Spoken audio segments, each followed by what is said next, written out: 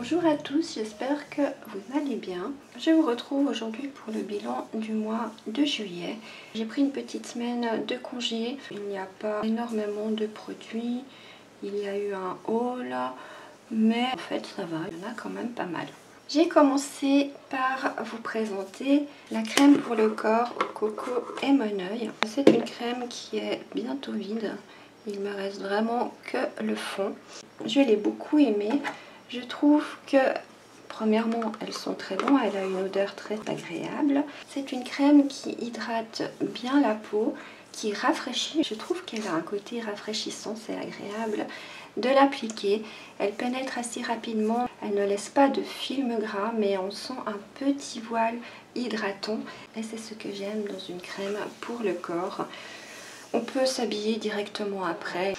Il n'y a pas de problème, ça ne colle pas. Comme vous pouvez le constater, je l'ai beaucoup appréciée vu qu'elle est bientôt terminée. Je peux vous la conseiller. Je pense que c'est une crème que vous allez apprécier. Ensuite, je vous ai posté la mousse nettoyante visage. Je dois dire que je suis assez bluffée par ce nouveau tension actif, le sodium cocoïl glutamate. Je fais la paix avec les produits nettoyants. Avant, je n'en faisais jamais parce que je n'aimais pas ces produits qui n'avaient pas de mousse. J'avais laissé tomber ce genre de prépa, mais je pense que là, je vais pouvoir sérieusement m'y remettre. Cette mousse a toutes les caractéristiques du commerce. Elle mousse aussi bien que celle que j'ai reçue. Elle laisse une peau très douce.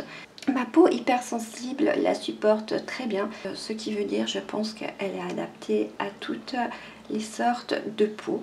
Je vous avais dit que c'était un dupe de la mousse Caudalie. En fait, je me suis trompée. J'ai retrouvé mon projet de la mousse Caudalie. C'est pas du tout cette recette, c'est une autre que j'avais fait.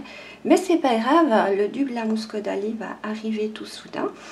Elle fonctionne quand même super bien et j'en suis vraiment très contente. C'est le produit qui m'a vraiment surpris le plus durant ce mois. Je vous ai également proposé le shampoing solide au Moneuil qui lui également sont méga bons. Le Moneuil, j'aime beaucoup ce shampoing, il mousse très bien, il est très agréable à appliquer, il est très agréable à rincer. Il a une belle mousse bien blanche, il laisse de jolis cheveux très doux. C'est un shampoing que j'apprécie beaucoup, autant par son odeur que par sa consistance. Et je pense que je vais le refaire pour l'année prochaine car c'est un très bon shampoing. Je vous ai aussi proposé l'après-shampoing au Moneuil qui sont exactement comme le shampoing.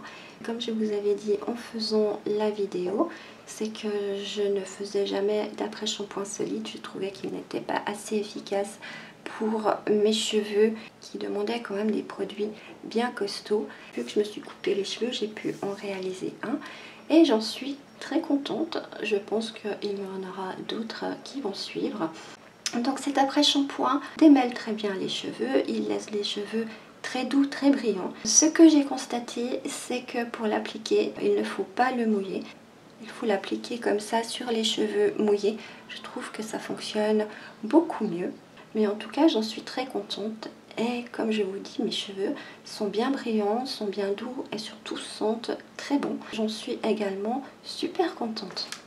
J'ai également fait le spray démêlant pour les chiens. Ça fait 2 jours que je l'ai fait, donc je n'ai pas pu beaucoup le tester. Ce que j'ai constaté pour ce produit, c'est qu'il faut l'appliquer sur le pelage du chien et qu'il faut attendre un petit moment avant de le brosser. Laisser le poil bien l'absorber et attendre que le poil commence à sécher avant de brosser.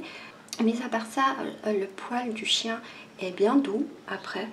Et j'en ai aussi appliqué sur la brosse. Je trouve que c'est quand même relativement efficace. Par contre, il ne faut pas s'imaginer qu'il va démêler un chien qui est complètement noué de la tête aux pieds. Il ne va quand même pas faire des miracles, mais il aide quand même bien à démêler les nœuds, pour autant que ce soit quelques nœuds. Ensuite, j'ai testé les gouttes anti-stress également pour les chiens. Je les ai testées une fois hier parce qu'il y a eu quelques pétards. Mais c'est pas assez, je pense qu'il faut les tester sur la longueur. Et il me semblait que mes chiens étaient un peu plus calmes et un peu moins stressés. Mais je ne peux pas encore vraiment le confirmer en l'ayant testé qu'une seule fois. En tout cas, il n'a pas augmenté le stress, ça c'est certain. Je vous en reparlerai soit dans une autre vidéo, soit dans le bilan du mois prochain.